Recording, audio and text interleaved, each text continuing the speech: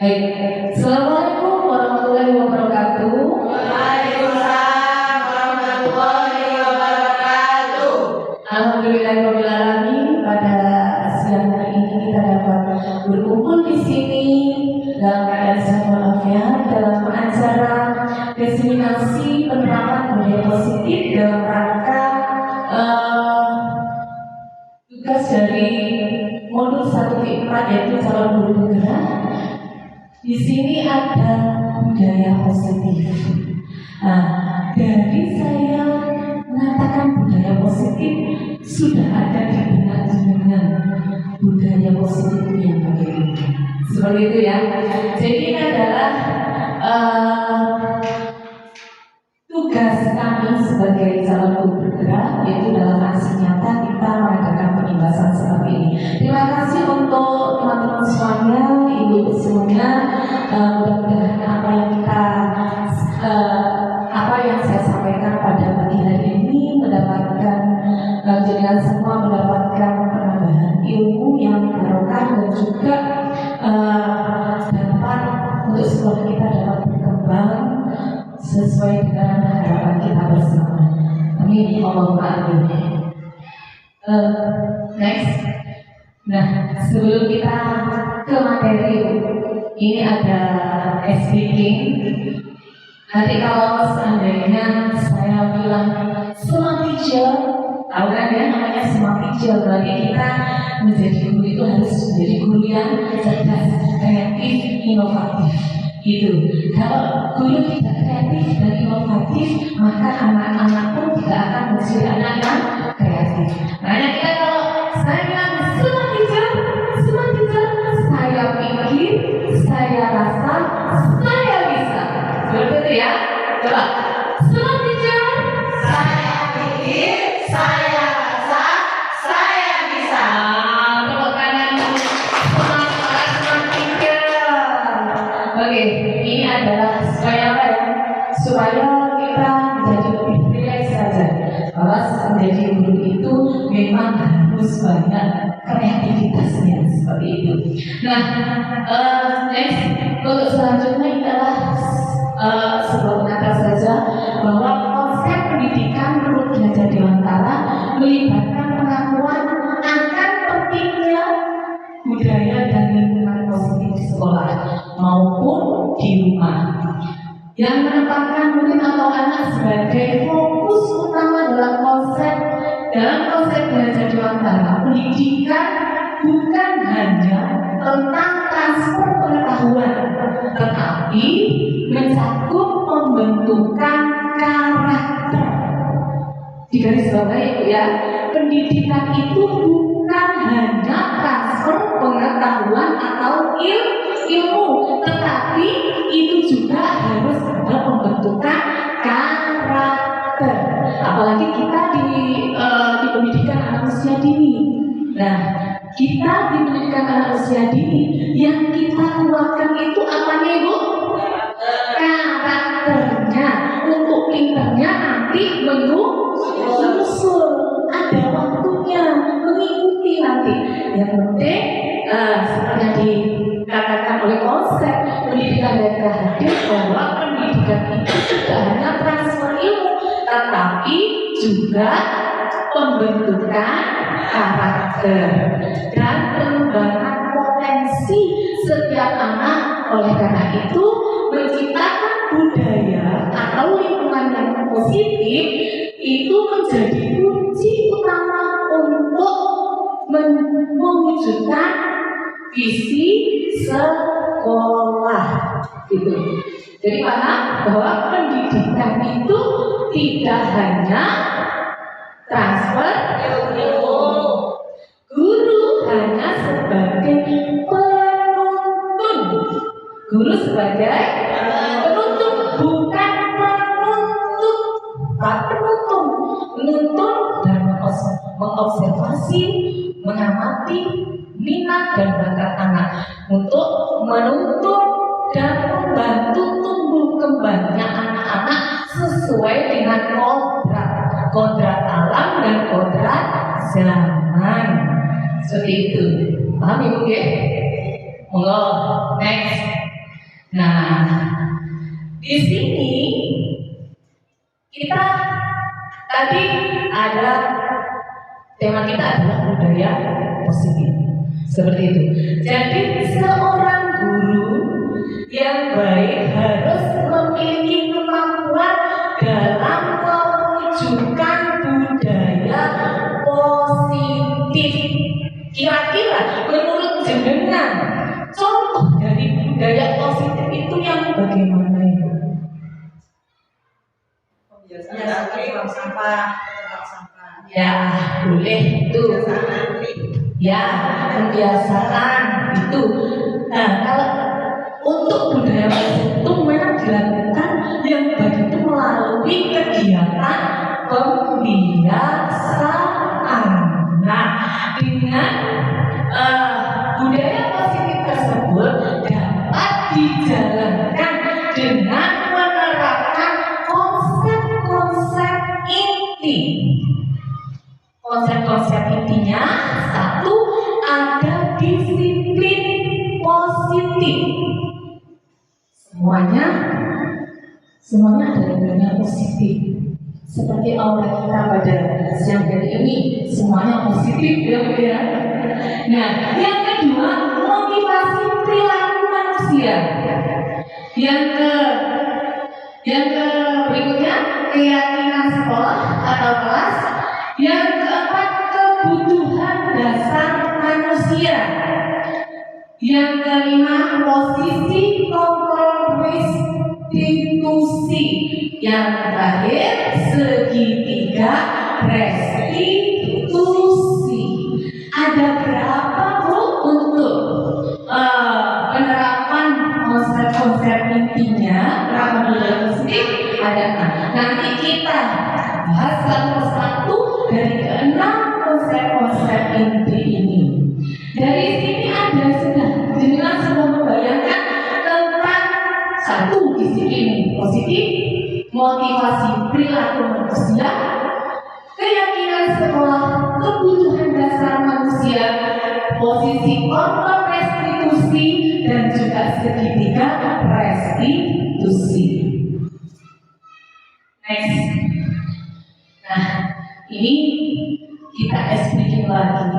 Karena memang kalau lama belajar peserta didik itu berapa waktunya Bu? Sesuai dengan umurnya.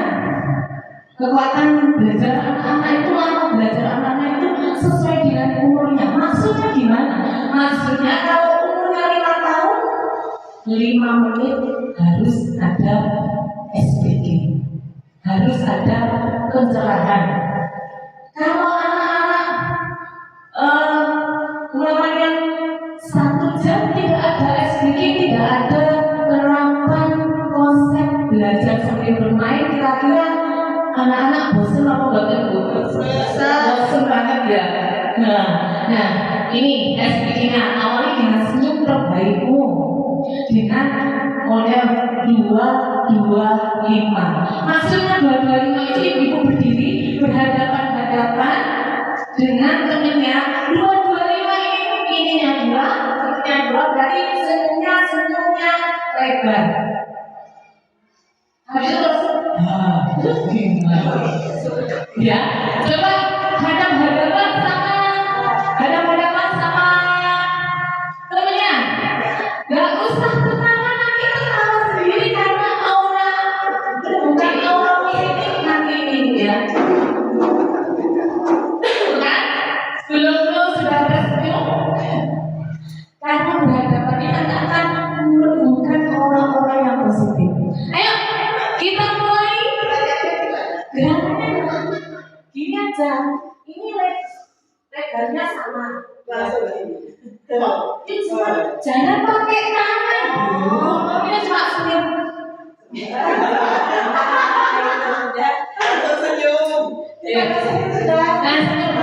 Coba. Buka, ditatap dulu.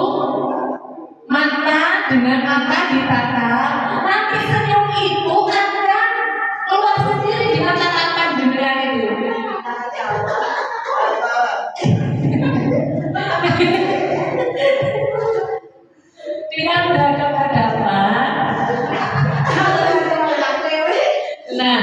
Itu sudah Bu?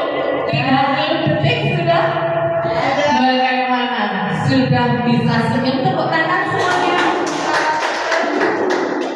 Nah, itu adalah apa ya namanya? Supaya menumbuhkan aura-aura positif. Dengan pemandangan ini aja sudah kita akan menumbuhkan senyum dengan temannya satu dengan yang lain. Baik, yuk kita menuju materi lagi. Di sini kita tadi ada 6 konsep-konsep inti. Yang pertama adalah disiplin positif. Sebelum saya ke arah disiplin positif, kira-kira ada yang punya arti enggak? Disiplin positif itu yang bagaimana? Tepat waktu. Ya, bisa, boleh. Disiplin positif. Ada yang tepat waktu. Terus itu berarti disiplin. Nah, untuk ini disiplin positif lebih ke arah disiplin yang dapat mengontrol diri dalam melakukan tindakan. Sebentar.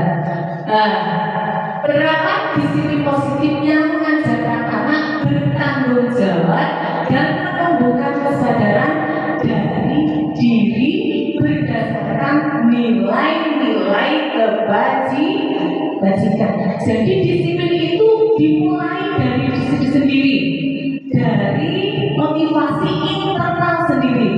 Kita ke sekolah harus tepat waktu.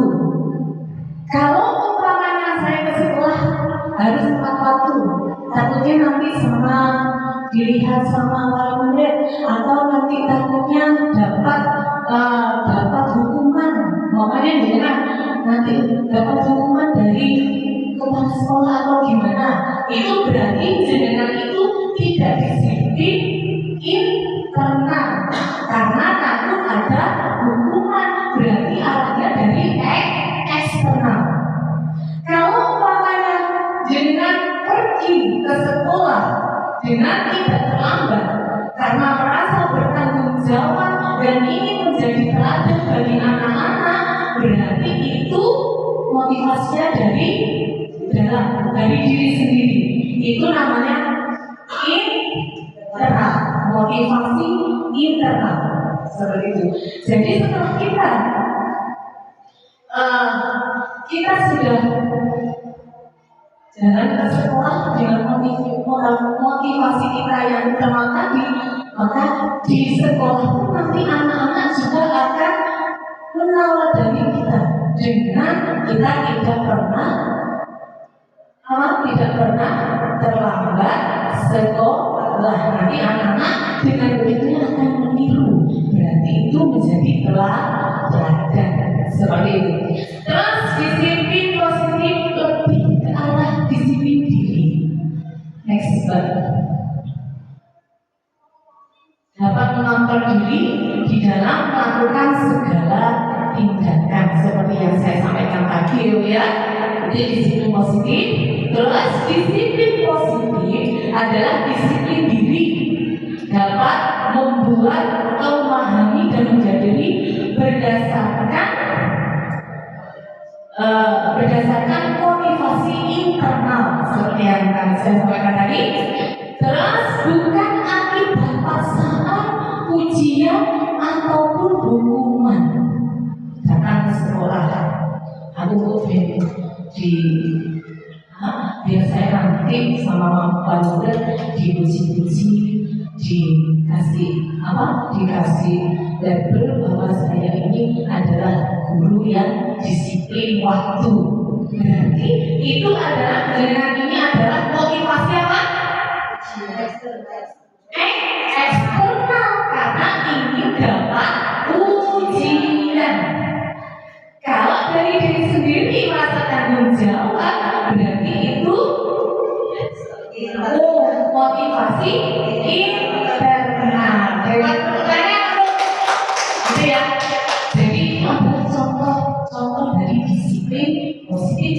seperti itu. Contoh yang kita apa ya? Yang kita lakukan sehari-hari seperti itu awalnya. Ya, itu tadi ada sesuai dengan nilai-nilai kebajikan. Nilai kebajikan itu apa saja nilai kebajikan yang ingin dicapai itu adalah dari profil pelajar Pancasila. Seandainya nilai kebajikan dari profil pelajar Pancasila ini kita terapkan, dan di situ anak-anak kita menjadi teladan anak-anak, kita implementasikan ke anak-anak, maka anak-anak akan terbentuk karakternya seperti karakternya profil pelajar Pancasila. Apa saja sih untuk profil pelajar Pancasila itu? Satu, beriman dan bertakwa pada Tuhan yang Maha Esa dan berakhlak mulia. Di sini sudah tahu untuk apa namanya? Di sini sudah tahu nilai kebajikannya, ya Bu ya. Di sini kita apa? Di sini memang kegiatan dari sholat Tuhan, bekerja sama, atau membantu Jumat berbagi empati. Itu merupakan adalah salah satu dari nilai kebajikan yang diambil dari profil pelajar Pancasila, yaitu beriman dan bertakwa kepada Tuhan yang Maha Esa, empati, berbagi, ya, beribadah, bekerja sama, kolaborasi. Terus yang kedua adalah berkebinekaan global. Berkebinekaan global itu adalah umpamanya kita mencintai budaya kita sendiri, ya. Dan di sini kan ada 3 suku ya Bu ya. Ada suku Osing, Jawa, dan Madura. Yang Osing juga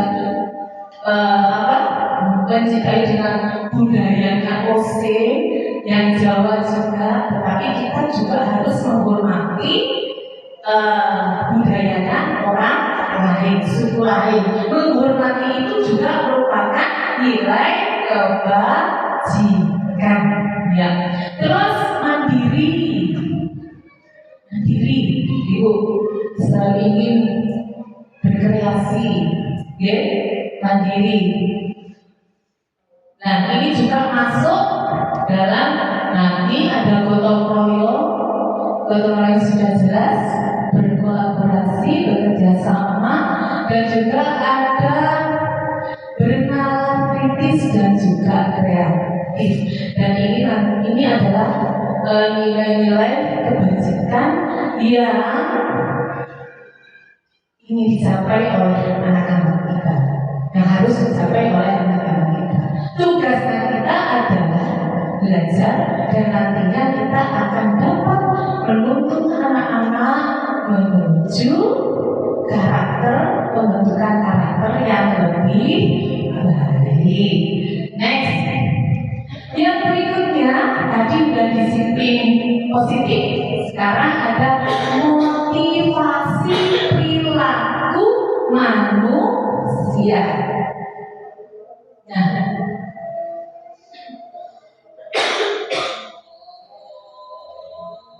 tiga hukuman apa yang terjadi jika saya tidak melakukannya?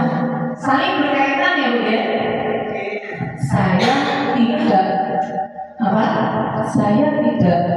Saya nanti berangkat sekolah terlambat, ya kan? Nanti saya dapat hukuman. Nulisnya seperti itu, umpamanya. Saya takut terlambat karena nanti kalau terlambat saya dihukum atau mendapatkan konsekuensi dari guru, seperti itu. Berarti ini juga motivasi apa? Eksternal, karena takut ada hukuman untuk anak-anaknya. Terus yang kedua, untuk mendapatkan imbalan atau penghargaan diri dari orang lain.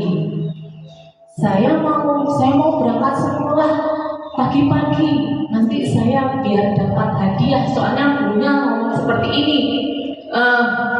Nanti siapa yang pinter berangkatnya lebih pagi sendiri nanti dikasih kue, ada gitu. Terus anak-anak datanya lebih pagi. Berarti itu bukan dari diri saya sendiri, tapi dari eksternal, bukan dari internal, karena ingin mendapat kue, ingin mendapat hadiah, ingin mendapat penghargaan, seperti itu. Yang berikutnya, 3 motivasi itu untuk menjadi orang yang mereka inginkan. Saya menginginkan saya menjadi orang yang bertanggung jawab. Saya harus jadi orang yang bertanggung jawab. Saya harus menjadi orang yang mandiri. Saya harus menjadi orang yang selalu mentaati peraturan, seperti itu. Itu berarti dari diri sendiri. Dan motivasi itu adalah motivasi internal. Itu ada kaitannya seperti itu ya Bu, untuk penerapannya. Terus saat guru memahami ketiga motivasi perilaku tersebut, maka guru dapat memilih motivasi perilaku apa pada diri murid.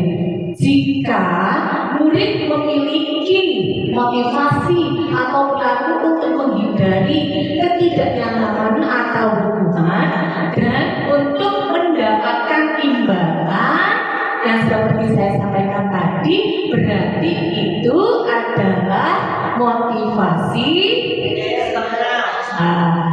mulai besok didelok, dilihat ya Bu ya, bisa mengobservasi tentang diri dan orang lain. Ini motivasi perilaku manusia yang bagaimana ini sebetulnya? Apa karena ada apakah internal, apa eksternal? Apakah karena ada pengen punya dapat penghargaan, atau pengen punya hadiah, atau pengen dipuji, atau memang dia itu dari diri sendiri seperti itu. Nah, perbedaannya nanti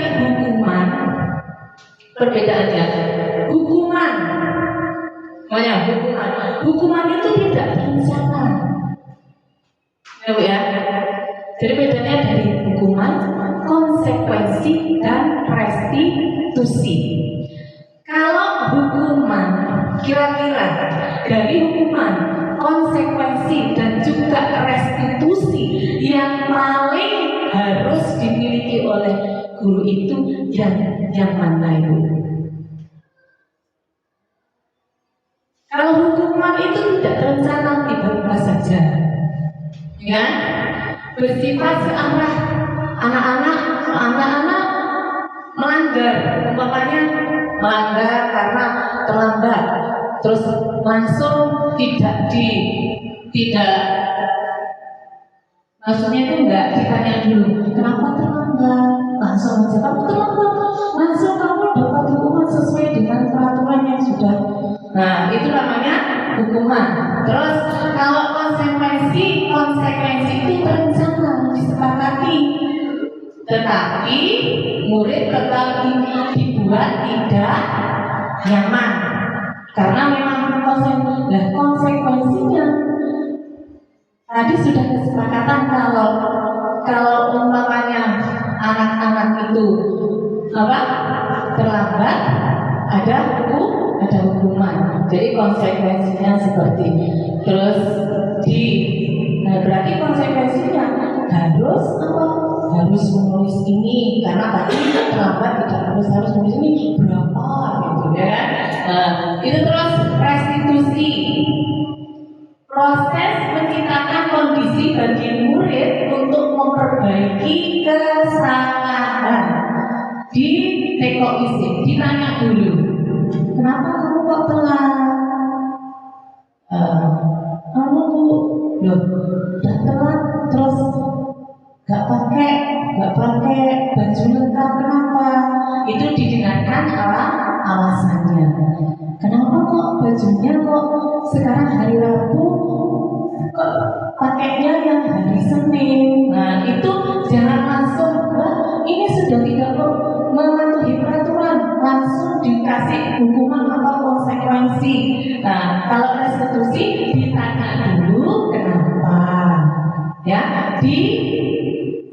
ditanya anak dia biar bisa alasannya itu apa, mengutarakan alasannya seperti itu. Nah, ayo sekarang, nah ini ada speaking ya Bu ya. Hujan rintik-rintik, hujan rintik-rintik, hujan rintik-rintik, hujan rintik-rintik, hujan-hujan batu, hujan-hujan batu, hujan-hujan batu, hujan-hujan batu, petir menyambar, petir menyambar, petir menyambar, petir menyambar, hujan-hujan badai, hujan-hujan badai, hujan-hujan badai, hujan-hujan badai. Coba sama temannya mendekat.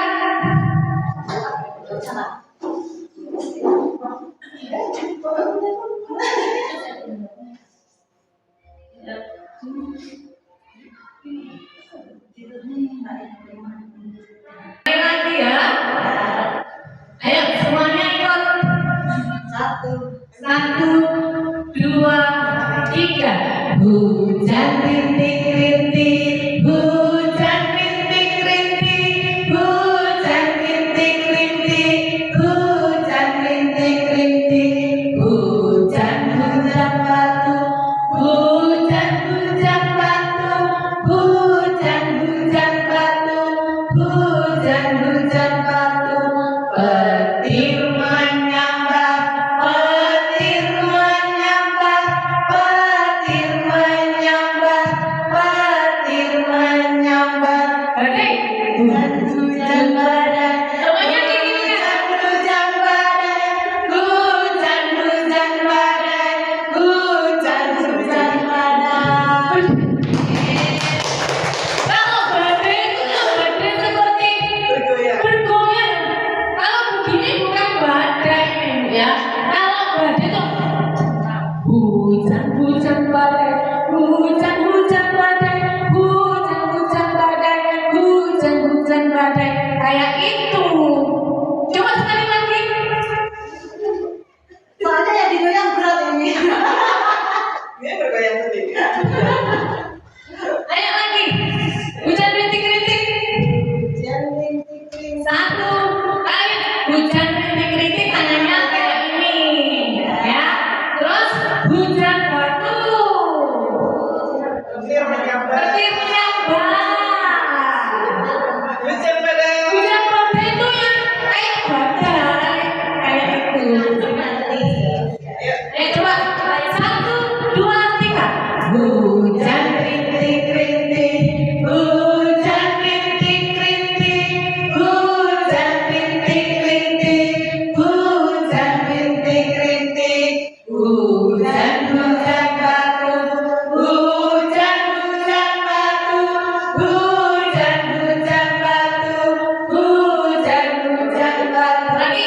Petir menyambar, petir menyambar, petir menyambar, petir menyambar, hujan-hujan badai, hujan-hujan badai, hujan-hujan badai, hujan-hujan badai. Balik lagi ke sana, balik. Tangannya gantian. Yuk. Satu, dua, tiga. Hujan rintik-rintik, hujan rintik-rintik, hujan rintik-rintik, hujan rintik-rintik, hujan-hujan batu, hujan-hujan batu, hujan-hujan batu, hujan-hujan batu. Petir menyambar, petir menyambar, petir menyambar, petir menyambar. Hujan-hujan badai, hujan-hujan badai, hujan-hujan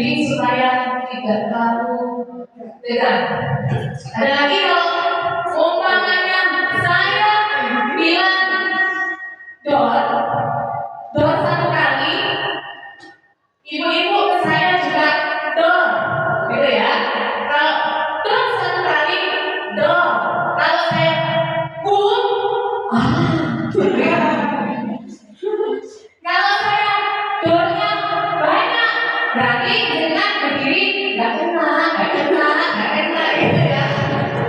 Oke. Ayo, konsentrasi. Berdiri. Bom ha. Ayo. Nakal mati. Lektor mana yang bisa? Ingat, kalau saya dor satu kali, ya berarti balas saya dor. Kalau dor lagi, dor. Kalau bum, apa bum? Pinter ya. Terus kalau dornya berapa kali? Dur. Gak kena. Kayak gitu ya. Coba konsentrasi. Kalau saya konsentrasi, Dina juga orang konsentrasi. Setuju? Konsentrasi. Dor. Bum.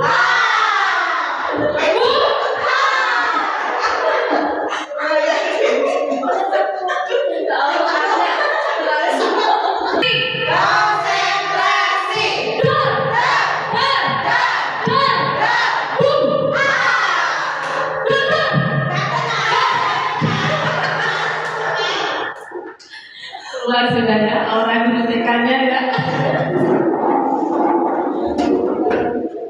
Pinter ya. Kita lanjutkan lagi ya. Yang berikutnya adalah keyakinan apa? Keyakinan kelas atau keyakinan sekolah. Keyakinan sekolah itu yang membuat guru, murid atau guru dengan murid menurut jenengan. Guru dan murid. Ada lagi yang membuat keyakinan sekolah itu adalah dibuat bersama-sama guru dan murid. Supaya apa? Supaya nanti kalau sudah ada kesepakatan, berarti nanti anak-anak bertanggung jawab dengan keputusan tersebut. Gitu ya. Jadi untuk keyakinan kelas, guru juga berperan dalam mewujudkan keyakinan kelas. Ya kan? Nah, barangkali ada yang menganggap kira-kira hukuman, konsekuensi, atau restitusi.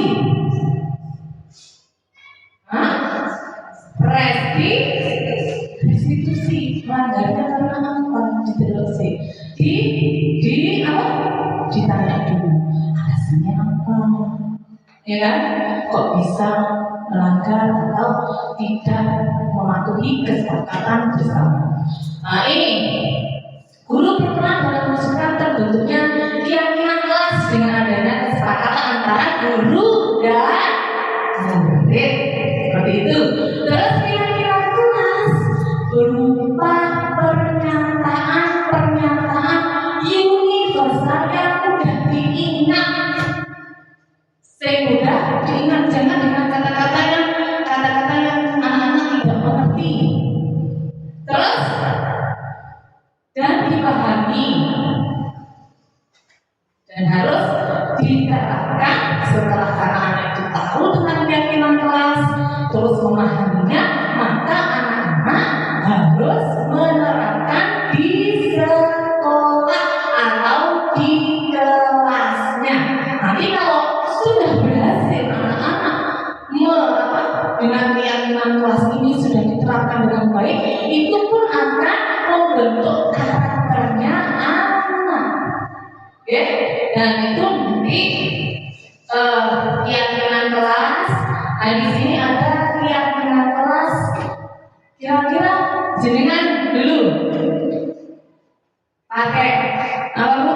Pakai kertas yang warna-warni.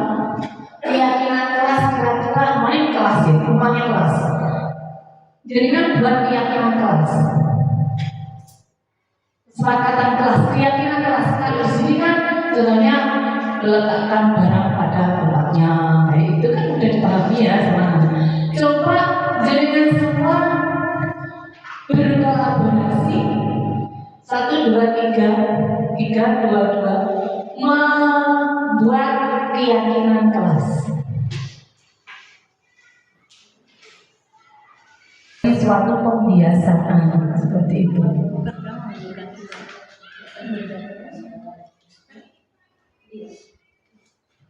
Ya.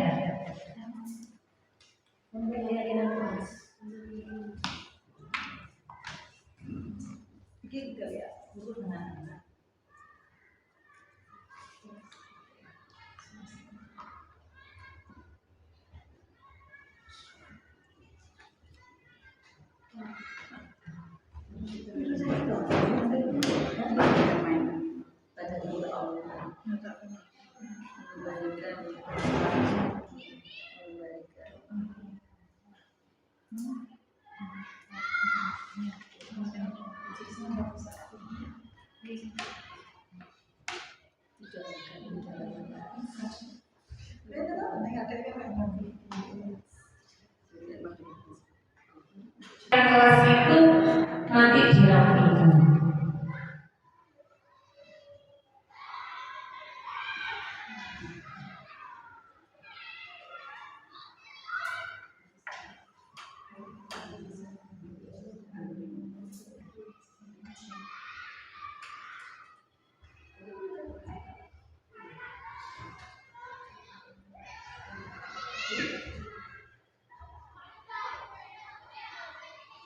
Sudah ya? Nah, kalau sudah, kira-kira apa saja keyakinan kelasnya coba dari sini nanti bisa diterapkan bersama-sama.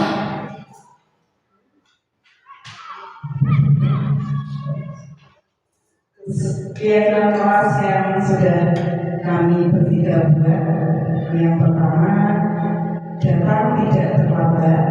Yang kedua, mengembalikan mainan ke tempatnya. Yang ketiga, tidak berebut mainan atau antri. Yang keempat, membuang sampah pada tempatnya. Yang kelima, bersikap sopan dan saling menolong. Ya, terus ya, ada lagi keyakinan kelas yang kita buat. Yang pertama, mengucapkan salam ketika masuk kelas, ya, berdoa sebelum belajar, membuang sampah pada tempatnya, merapikan kembali mainan yang sudah digunakannya. Terus, apa sama berarti nanti dibuat keyakinan kelas bersama. Keyakinan yang kami buat, yang pertama tidak makan di kelas, yang kedua membiasakan buang sampah pada tempatnya, Udah, yang ketiga mengembalikan mainan pada tempatnya. ya, sudah. Nah, itu adalah keyakinan kelas yang mana satu yang sama itu adalah membuang sampah pada tempatnya dan juga merapikan mainan setelah selesai bermain, bekerja sama, ya Bu ya. Terus bergotong royong, kerjasama, berkolaborasi, berdoa sebelum dan sesudah melakukan kegiatan, antri, tidak boleh berebut mainan, dan juga apa itu yang satunya? Sopan, saling menolong sudah. Berarti nanti itu dibuat kesepakatan kelas. Ini makanya muridnya dengan gurunya, jadinya nanti kesepakatan. Gimana itu sudah sepakat semuanya? Sepakat bagi kita buat keyakinan kelas. Iya, tertulis seperti itu. Nah, seperti ini. Berarti sudah paham ya tentang pembuatan keyakinan kelas ya? Yang berikutnya adalah kebutuhan dasar manusia.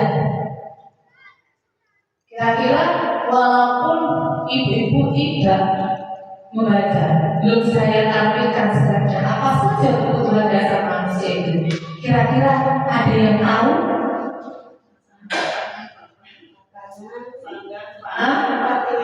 Iya. Apalagi keamanan, kesehatan, gitu ya. Nah, itu makanan sandang, pangan, terus makanan ya, terus itu tempat tinggal. Nanti itu kita masuk dalam kebutuhan dasar yang mana? Sebab ini ada 5 kebutuhan dasar manusia. Nah, ini mohon maaf tadi kesepakatan kelas itu tadi ya anak-anak banget sudah sesuai dengan usianya ya Bu ya. Tempatnya biasanya anak-anak bermain, berbicara. Kalau sudah kesepakatan nanti kan kita bisa menanyakan lagi tentang kesepakatan. Kalau memang terjadi perebutan mainan itu nanti kita tanyakan lagi tentang kesepakatan atau keyakinan kelas. Nah, ini kebutuhan dasar manusia. Kebutuhan dasar manusia itu ada 5, yaitu 1 bertahan hidup.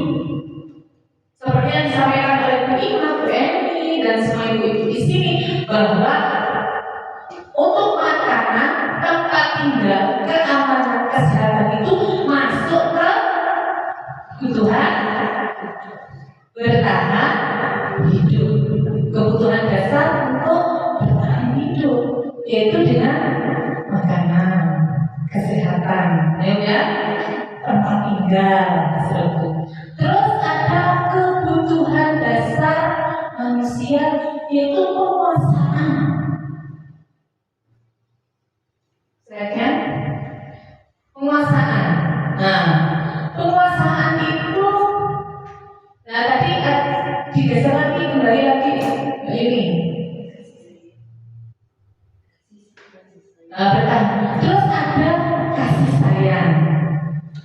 Kasih sayang ini contohnya pengen merasa diterima, ya, diterima di lingkungannya, di keluarganya, di teman-temannya, di kelompoknya, pengen kita diterima, pengen pengen diterima, tidak diabaikan.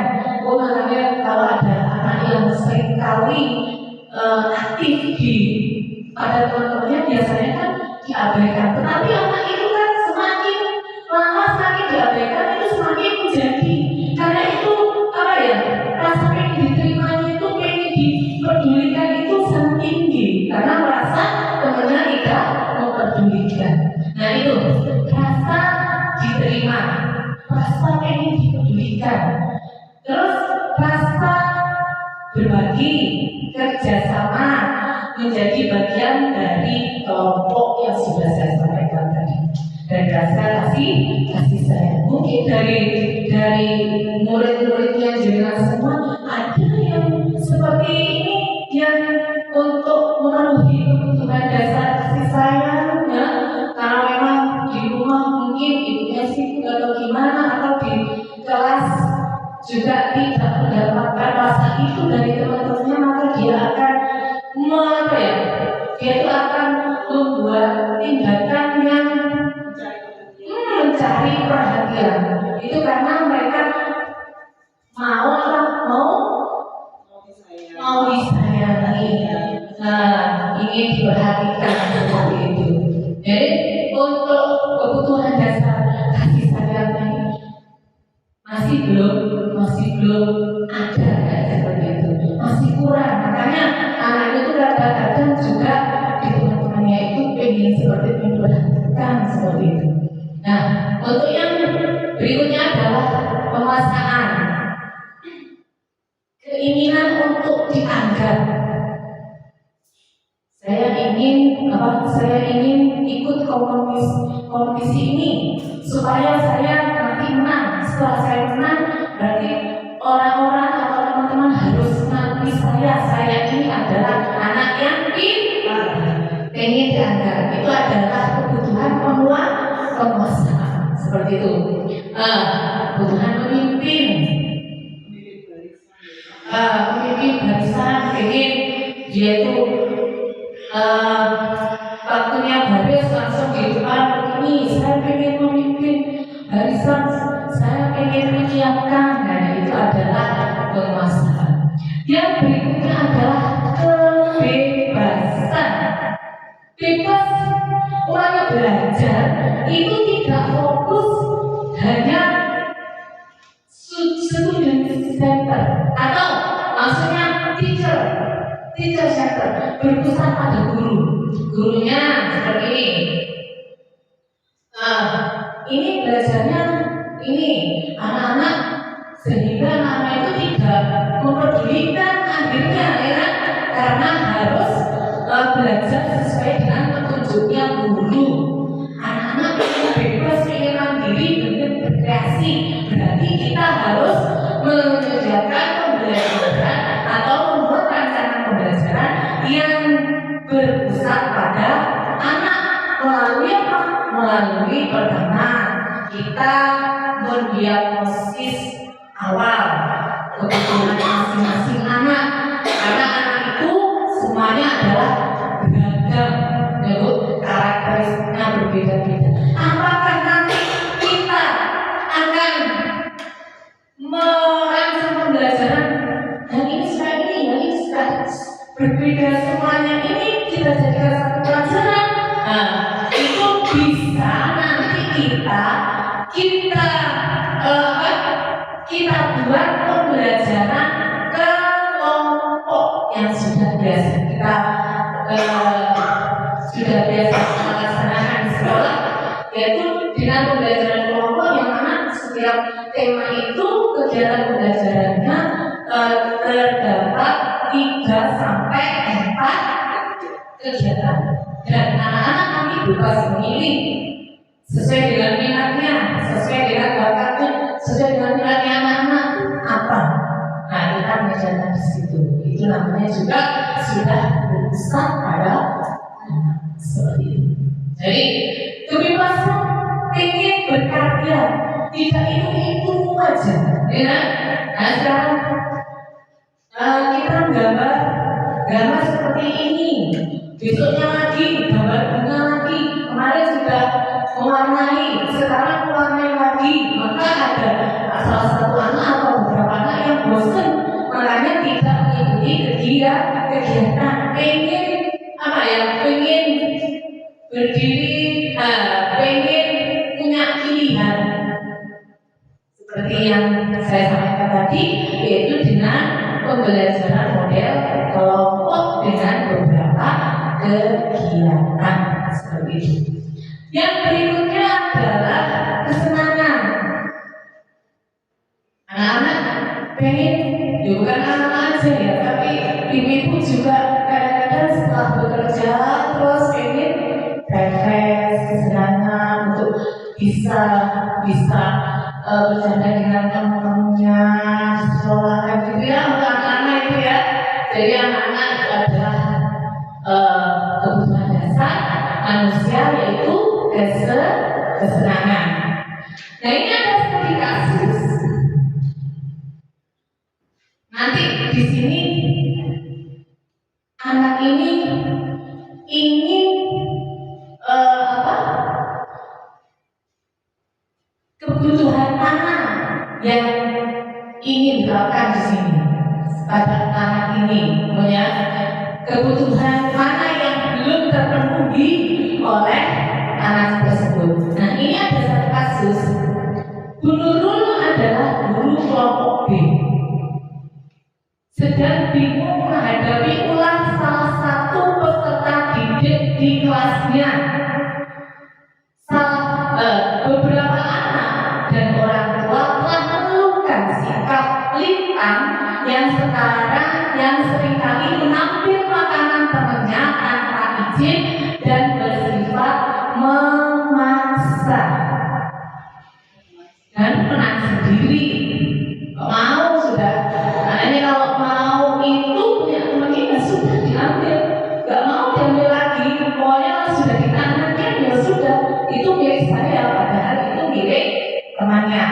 itu. Nah, jika Anda sebagai guru, apa yang akan Anda lakukan? Menurut Anda,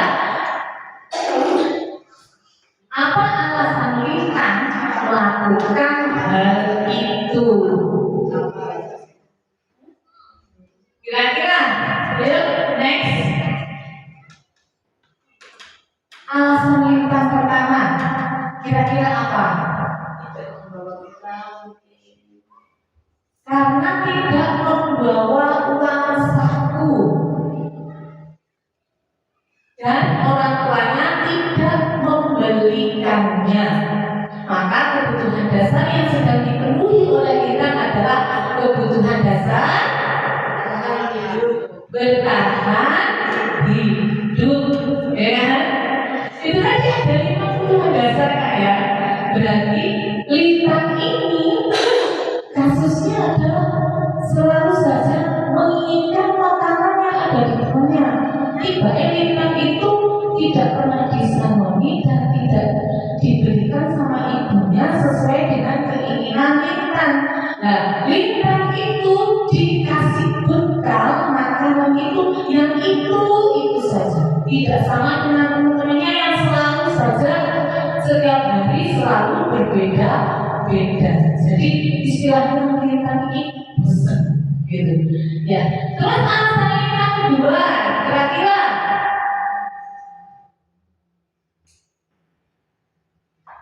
Lintang merasa senang karena temannya jadi memperhatikan dia. Seperti itu ya. Lintang senang karena temannya itu memperhatikan dia, apalagi setelah itu temannya memberitahu bu guru. Nah, Lintang kan merasa terus diperhatikan sama bu guru, gitu. Apalagi terus bu guru memberitahukan pada orang tuanya. Nah, dari situ maka orang tua kita akan lebih memperhatikan Lintang. Maka kebutuhan dasar yang sedang dipenuhi Lintang adalah kebutuhan kasih sayang. Karena memang ingin diperhatikan, ingin dipedulikan, ya kan? Nah, yang berikutnya alasan Lintang dengan perbuatan yang mengambil paksa. Yang mengambil paksa dengan begitu temannya merasa takut, ya kan? Merasa takut karena Lintang mau diambil lagi, dia malah mau pukul. Makanya temannya merasa takut dan menuruti keinginannya. Maka sebetulnya Lintang sedang memenuhi kebutuhan dasar akan kekuasaan. Betul? Terus yang berikutnya, Lintang merasa bosan dengan makanan yang dibawa dari rumah tadi, betul kan? Karena ibunya selalu membawakan makanan yang sama, sehingga dia menginginkan makanan yang dibawa teman-temannya yang selalu bervariasi, ganti-ganti, bekal itu ganti-ganti. Lintang itu tidak sama dengan, maksudnya tidak gantinya 2 hari sekali. Dia modelnya kayak gitu. Terus namanya selalu setiap hari bervariasi seperti itu. Maka dengan keadaan ini Lintang sedang berusaha memenuhi kebutuhan dasar apa? Kebebasan, enggak itu saja. Pengen ngalahin, pengen sekarang udah bekal ini, enggak makanan sop atau makanan sosis semuanya, sop atau daging atau telur. Besoknya pengennya itu juga yang beda, gitu ya. Kalau kita kan sekarang telur dadar, besok telur ceplok, besok ya bosan kan ya. Berarti Lintang itu kebutuhannya adalah yang sedang dipenuhi adalah kebutuhan kebebasan. Jadi itu ya. Ini sedikit ilmu tapi juga bermanfaat. Terus yang terakhir,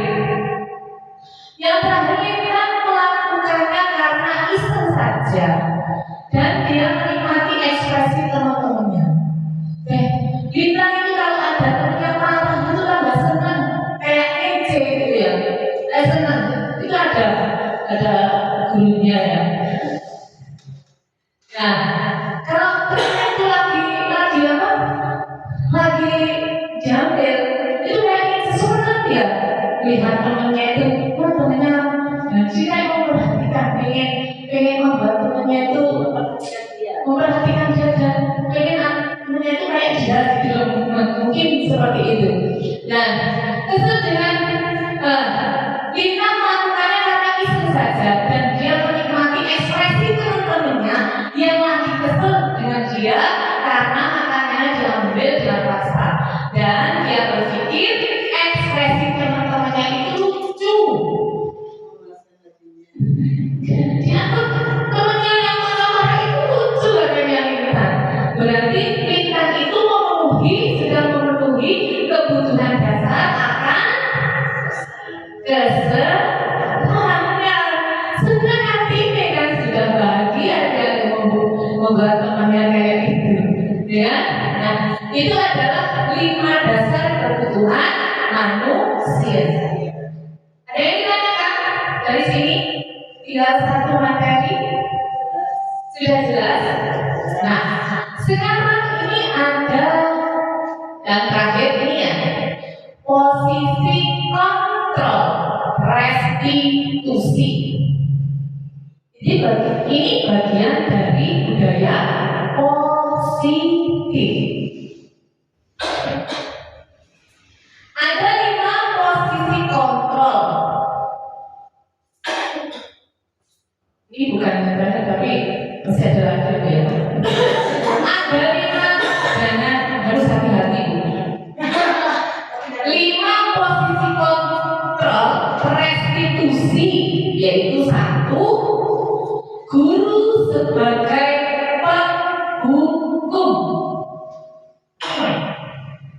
Guru sebagai pembuat merasa bersalah. Guru sebagai teman, guru sebagai pemantau, dan guru sebagai manajer.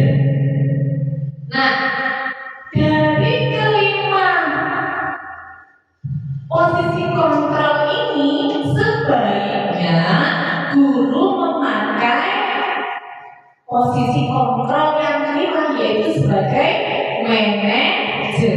Coba kita next. Nah, ini. Nah, kurang besar ya Bu ya. Di sini nggak begitu ya Bu ya. Nah ini. Nah ini posisi kontrol. Makasih.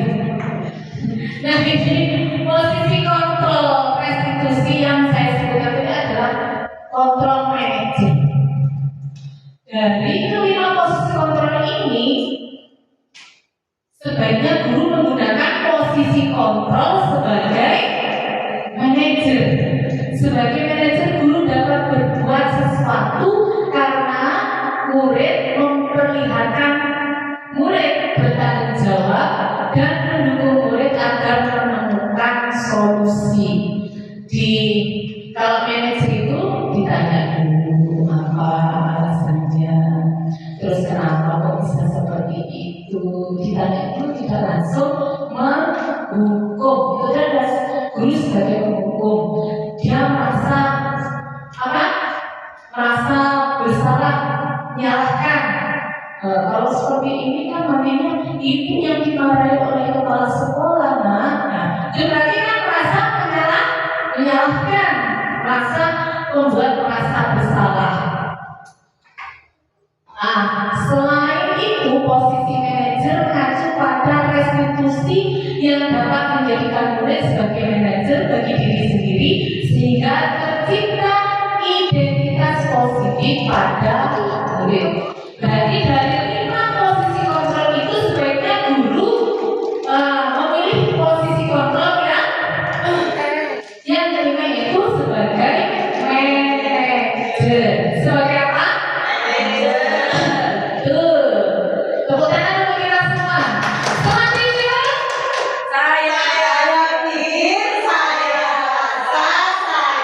bisa. Dua.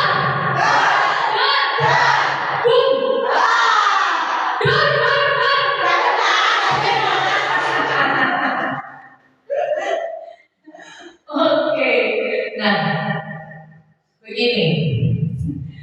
Ini yang terakhir ya. Nanti kita akan dari kasus cara mengatasi anak-anak yang lagi bermasalah seperti itu, bermain peran ya. Nah, ini adalah segitiga restitusi. Apa itu segitiga restitusi? Segitiga restitusi itu suatu proses dialog.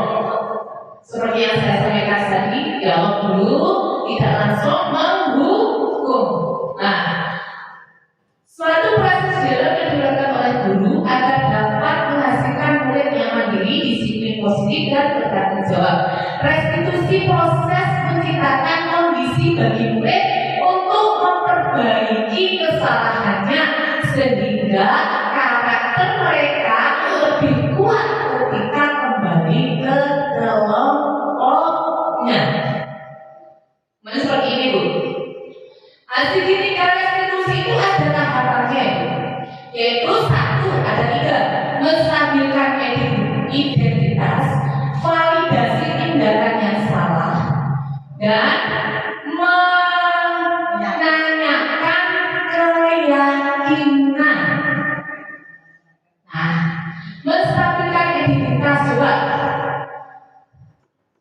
Menstabilkan identitas dilakukan berdasarkan prinsip bahwa berbuat salah adalah sebagai bagian dari proses pembelajaran yang nantinya akan menggeser dari identitas gagal ke identitas sukses.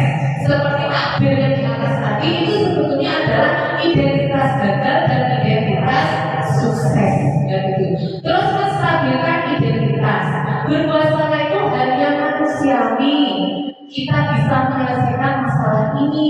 Tak ada manusia yang sempurna. Jika kamu menyalahkan diri kamu sendiri terus menerus, apakah kamu berbuat baik pada dirimu sendiri? Itu pertanyaan dulu. Apabila ini adalah contoh pertanyaan dulu apabila anak-anaknya ada bermasalah dari salah satunya. Terus validasi tindakan yang salah. Tindakan dilakukan berdasarkan prinsip bahwa setiap manusia kebutuhan tertentu hingga dulu atau orang tua akan bergeser respon menjadi proaktif. Seraya akan lebih mengenal kebutuhan murid. Terus menanyakan keyakinan, apa nilai yang kita yakini di sekolah kita. Maksudnya menanyakan keyakinan kelas yang sudah dibuat tadi. Maunya betul tadi ya, kan di keyakinan kelas kan sudah ditulis bahwa kesepakatan tidak boleh berebut mainan temannya. Nah, kalau ada hal seperti itu terjadi, maka kita akan menanyakan nilai-nilai kita yakini, kelas yang tidak itu seperti apa, nilai-nilai apa yang sudah kita sepakati. Nah, itu harus ditanyakan lagi. Nah, sekarang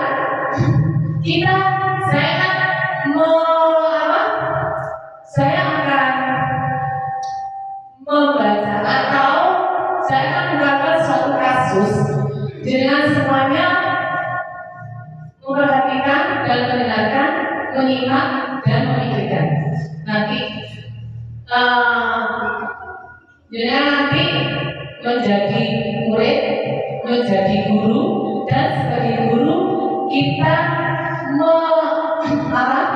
menyelesaikan masalah dengan segitiga restitusi, yaitu menstabilkan identitas,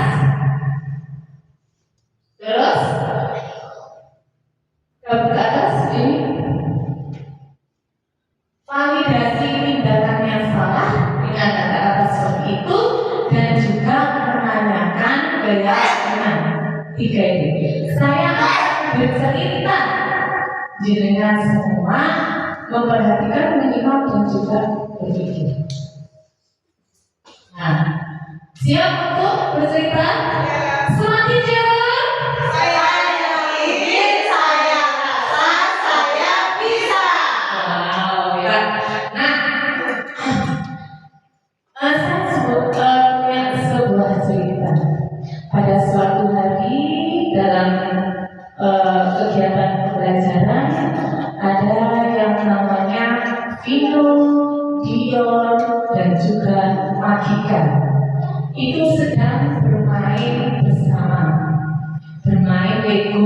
bersama.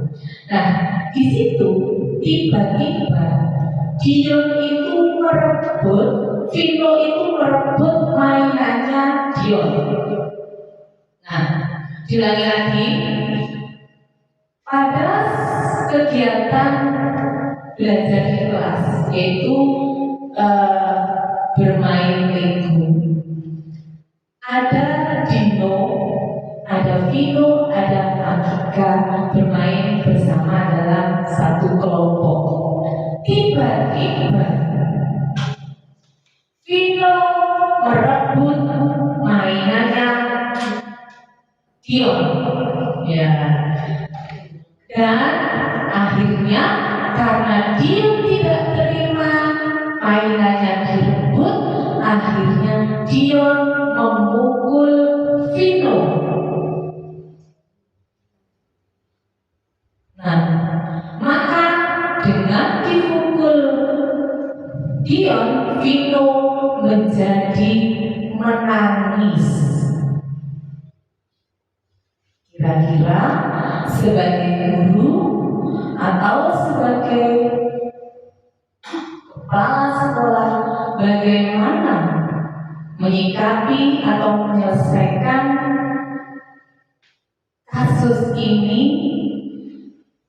dengan segitiga restitusi? Satu, yaitu dengan apa tadi? Menstabilkan identitas. Terus validasi tindakan yang salah. Sudah ada contohnya di sini. Menanyakan keyakinan yang sudah dibuat bersama. Ayo coba kita buat apa? Lego. Coba Legonya. Siapa yang menjadi guru? Siapa yang menjadi murid?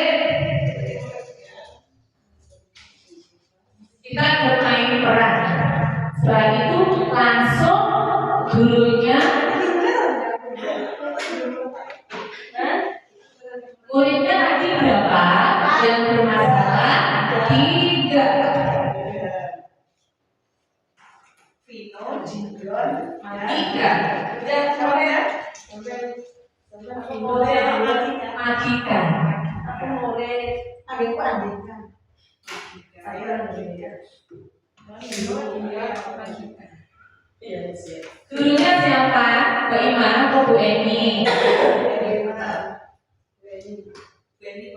Atau siapa? Boleh semuanya. Tapi di sini bagaimana caranya? Ditanyakan dulu dengan baik-baik.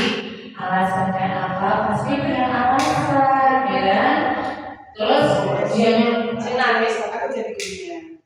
Aku sih ngapur. Ayo, Vino, yang dari Vino siapa? Vino satu. ya coba. Vino dulu. Aku dia. Aku dia. Dia saya mau mukul Vino. Ya. Vino yang menangis. Masuk kakek. Ibu ya. Ayo kita bermain peran. Ayo, silakan bermain Lego. Bu Eni lagi bermain dengan lagi mengalasi murid yang lain. Murid yang lain sini bermain Lego juga atau bermain apa itu? Ya. Jangan satu kelompok gitu ya. Main-main tradisional di sini. Nah, Bu Eni lagi mengalasi salah satu atau kelompok muridnya yang lain.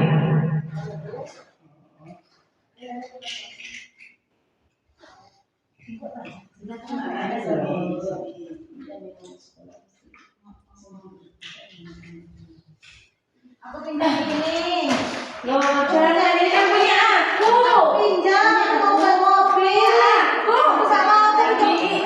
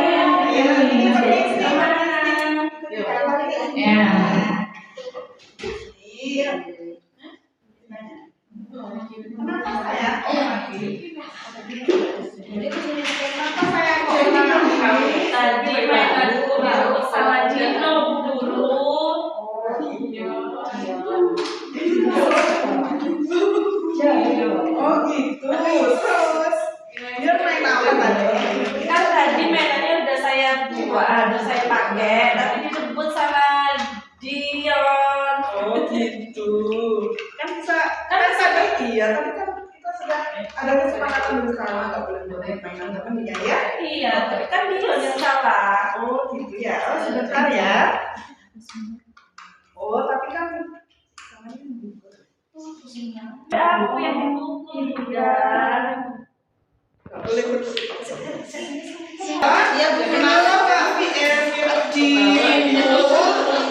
Kan saya mau pinjam ini Bu Guru, saya mau buat mobil-mobilan. Terus nggak boleh, ya udah Bu Guru saya pukul aja. Oh kan tidak boleh Tapi kan nggak- temannya. Tapi kan nggak mau pinjam, langsung dicabut. Saya nggak dirabut, udah saya pinjam tapi nggak dikasih, ya udah saya ambil sendiri Bu Guru. Pinjam boleh, tapi kan harus izin dulu ya. Ya tapi saya sudah izin, saya pinjam ini, saya ambil kan sudah bilang Bu Guru. Tapi kan tidak boleh memukul. Saya nggak mau ini Bu Guru, saya tadi cuma memegang. Memegang Iya. Nggak boleh memukul ya. Iya, Mainannya Bu. kan harus buat main bersama, nggak boleh berebut. Kan sudah ada Soalnya- kesepakatan bersama, nggak Iya, boleh Bu. merebut mainan, Iya. nggak boleh mukul temennya, ya. Coba sekarang minta maaf ya. Ya Bu, ayo Bu. Ya, minta maaf ke Aini. Maaf ya. Iya. Sampai besok mainan lagi ya. Tapi jangan berebut-berebut. Ya, ayo kita mainan lagi yuk. Ayo Bu Guru ya.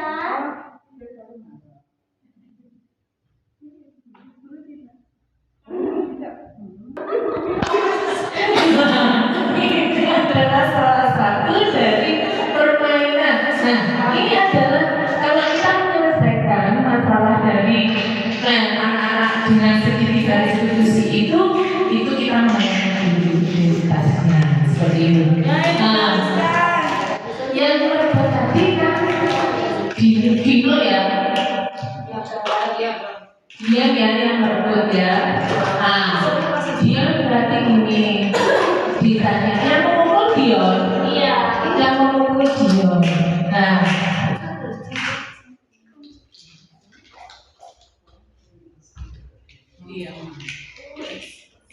Nah, ini nanti ditanyakan sama Dion.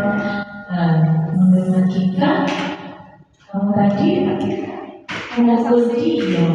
Kenapa? Magika ngomong sama Bu Guru kan, katanya Magika tadi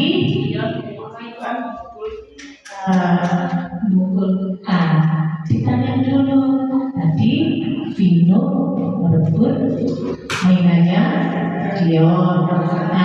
Terus kenapa kok merebut? Kenapa tadi kok Dion menangis?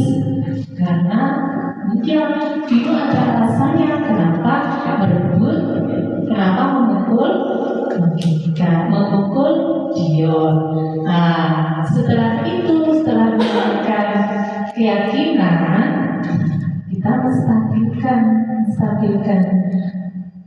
pinjam itu boleh, tidak apa, tetapi harus izin dulu, nggak boleh memaksa. Kalau nggak boleh meminjam, anak-anak nggak boleh memaksa kayak gitu. Terus dia pun juga diingatkan kalau dia mau pinjam, kalau Vino mau pinjam itu kan nggak harus dipukul. Pukul itu baik apa enggak, kan seperti itu makanya ya. Pukul itu baik apa enggak baik, betul. Tapi kenapa kok dipukul? Karena kesel mamanya. Berarti memukulnya alasannya karena kesal seperti itu. Akhirnya setelah semuanya clear, anak-anak sama-sama minta maaf. Tadi udah minta maaf ya? Oke, ayo sekarang kita mulai lagi. Nah, dengan begitu sudah mulai memahami ya untuk budaya positif ini ya. Sudah mulai memahami ya. Nah, jadi kira-kira tadi budaya positif positif. Terus apa lagi? Ada yang tahu? Ada yang tahu? Disiplin positif. Terus? Ayo, apa lagi? Nah, ada yang dari bawah, ada segitiga restitusi, ada 5 kontrol apa? Guru, ya kan? Ada keyakinan kelas, ada 5 kebutuhan dasar manusia, ada motivasi perilaku manusia, dan ada disiplin positif. Sudah diterangkan semuanya. Mudah-mudahan apa yang saya sampaikan dapat bermanfaat. Mungkin untuk kita sebagai guru, kita mulai dari diri kita sendiri dulu. Mudah-mudahan kita menjadi guru yang benar-benar smart, yang benar-benar kreatif, yang benar-benar inovatif. Kita sama-sama untuk jadi agen perubahan. Amin. Allahumma amin. Terima kasih. Mungkin itu dari kami untuk pemaparannya, untuk pembahasannya, untuk budaya positif. Terima kasih atas kehadirannya. Wassalamualaikum warahmatullahi wabarakatuh. Waalaikumsalam warahmatullahi wabarakatuh.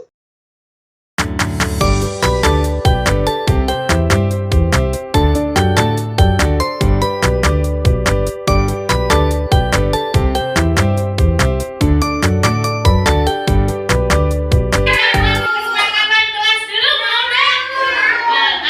Kira-kira kesepakatan kelas kita apa saja ya?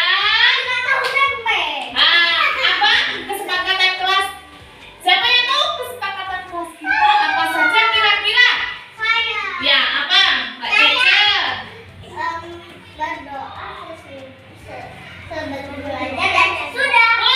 Boleh berdoa sebelum dan sesudah belajar. Siapa lagi yang ingin? Siapa? Apa, Mbak? Apa tadi? Kata? Apa tadi? Oh, katanya Mbak Cece datang tepat waktu. Boleh? Boleh ya? Terus ada lagi? Ada lagi? Apa tadi? Apa Mas? Sama apa tadi?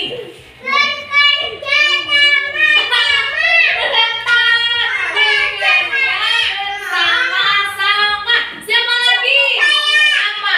Apa coba sayang? Apa? Apa? Harus berbuat sopan dan santun. Apa lagi? Oh, Mbak Nia apa Mbak Nia? Pintar, gak boleh buang sampah sembarangan. Maka biar lingkungannya sehat dan bersih. Pintar Mbak Nia, boleh ya. Terus, siapa lagi? Mbak Dania mau apa tadi? Kesepakatan kelasnya mau apa? Mau apa? Mbak Selin ada? Mbak Selin?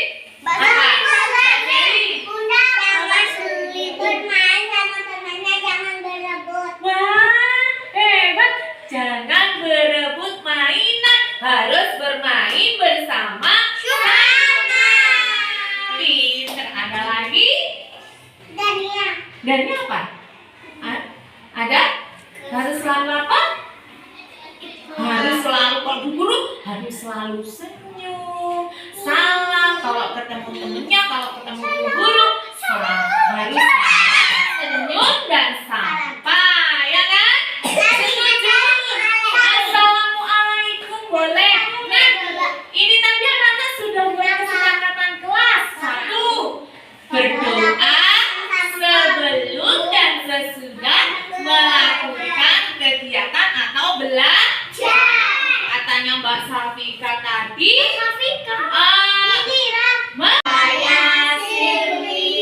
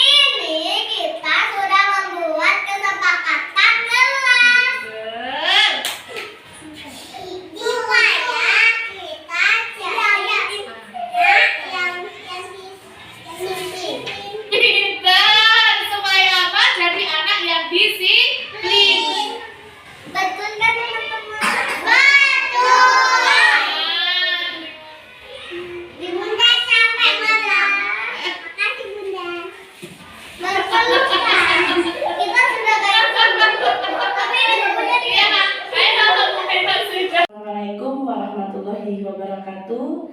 Saya Tutut Kristarini, saya salah satu guru di TK Sayuit. Alhamdulillah saya dapat mengikuti diseminasi penerapan budaya positif oleh Ibu Siti Kholimah, CGP Angkatan 11. Dengan begitu, saya mulai memahami tentang budaya positif dan konsep-konsep intinya.